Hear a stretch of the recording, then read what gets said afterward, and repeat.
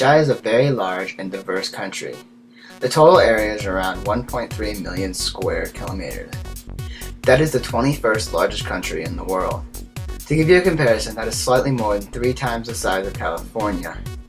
According to the World Bank World Population Indicator, the population as of 2008 was 11,067,437. There's also many languages spoken in Chad, French and Arabic being the official, Sar being spoken in the south, and more than 120 different languages and dialects are also spoken. There are also many ethnic groups. The main ones are Sar being 27.7% of the population, Arab, which is 12.3% of the population, and Mayo Kabid, which is 11.5% of the population. Chad's history has been covered with conflict and war. Chad's progression into the modern world started in the 1900s, when the French won a decisive colonial battle for Chad, which was fought on April 22nd, 1900. The battle was called the Battle of Kosarai. The French goals with their newly captured land was to gain cotton and cheap labor. However, 2 fundamental themes seem to dominate Chad's colonial experience with the French: a lack of policies designed to unify the territory and an extremely slow pace of modernization. A modest level of economic development did not occur until 1929, when a large scale of cotton production was introduced. Decolonization began in the 1940s. In 1946, Chad was granted, along with other African colonies, the right to elect a territorial assembly with limited powers. Until the early 1950s, political forces from France dominated development of politics in Chad. Local elections were won by members of the Canadian Democratic Union, or the UDT, which was associated with a political party in France, the Assembly of the French People.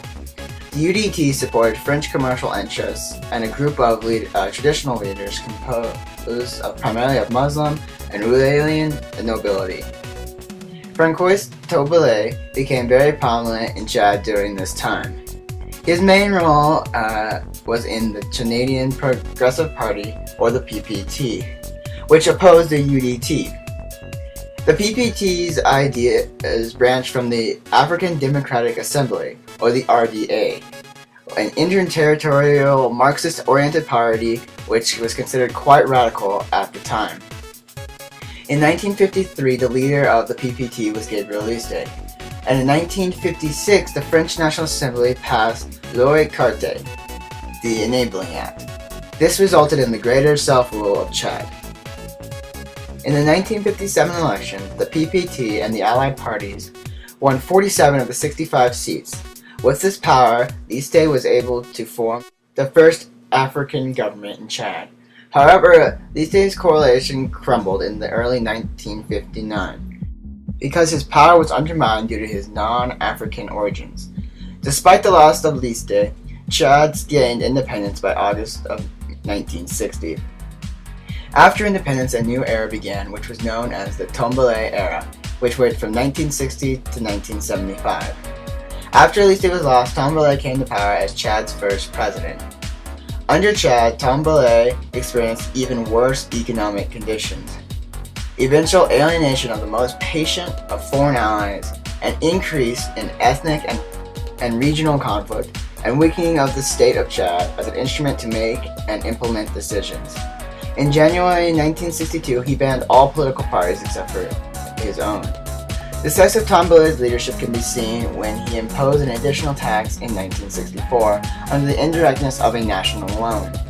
As a consequence, on April 13, 1975, several units of Dejima uniformed police killed Tombele during a coup created by the National Liberation Front of Chad, the FROLINAT, and General Felix Molom emerged from this conflict as the chairman of the new military government. However, Molom could not deal with the FROLINAT, so he allied with a member of the Armed Forces of the North, or the FAN, which had come from the FROLIANT. His name was Hassan Habe, and he entered the government as prime minister, since Mollem was both president and prime minister at the time. A civil war broke out in Chad when Habré decided to send his army against Mollem. This battle resulted in Mollem being ousted from the government and a war between 11 different factions.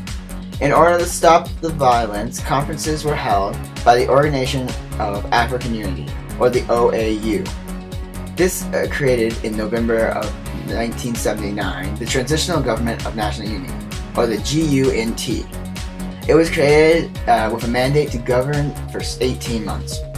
This allowed Gokurini Oda to become president, Colonel Kamagure to be vice president, and Habré to be Minister of Defense.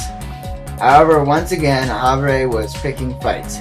In January 1980, a fight broke out between Gokurini and Habré's forces.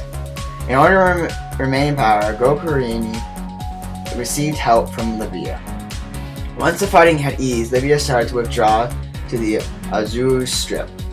But Habré was not done yet. Once this withdrawal began, his forces entered Djenima in June. The fight between Habré and the Libyans continued, and even when the French announced a mutual withdrawal of both sides from Chad. Finally, with support of Gokurini, Habré successfully expelled Libyan forces from most of Chadian territory. A ceasefire between Chad and Libya held from 1887 to 1888, and negotiations over the next several years led to the 1994 International Court of Justice decision granting Chad sovereignty over the Azov Strip, effectively ending the Libyan occupation. After these events, a new leader would come to power. His name was Deby. Deby's forces successfully marched on Djenima with the support of Liberia.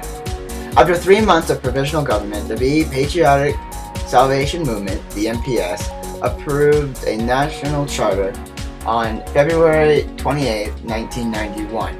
This made Deby president. During this time, in Chad, he was not very popular. Over the first 2 years of his presidency, he faced 2 coup attempts. Despite this, in 1996, Deby won the country's first multi-party presidential election and was re-elected in May 2001. He continues to control Chad to this day. Recently, Chad declared war on Sudan. This war started on December 23, 2005, when the government of Chad declared a state of war with Sudan and called for citizens of Chad to mobilize themselves against the common enemy. The sides of this conflict are as follows: the United Front of Democratic Change, United Forces for Development and Democracy, Gathering of Forces for Change, National Accord of Chad, Janjaweed, and all of these are supported by Sudan, and they are against Chad, who is supported by France. In March of 2008, the presidents of Chad and Sudan signed an accord in Senegal aimed at halting the 5 years of hostility between the two countries. However, on May of 2008, the violence between Chadian and the Sudanese militias intensified, leading to Sudan cutting diplomatic relations. Chad responded to this by closing borders and cutting economic ties. There's also many other problems with Chad today. The population below poverty line as of 2001 is 80%. Also, according to the Gallup poll in 2006, 67% of Chad does not think that their standard of living is good. Also, 51% of people think it's improving. There was also a travel warning posted on November 2009.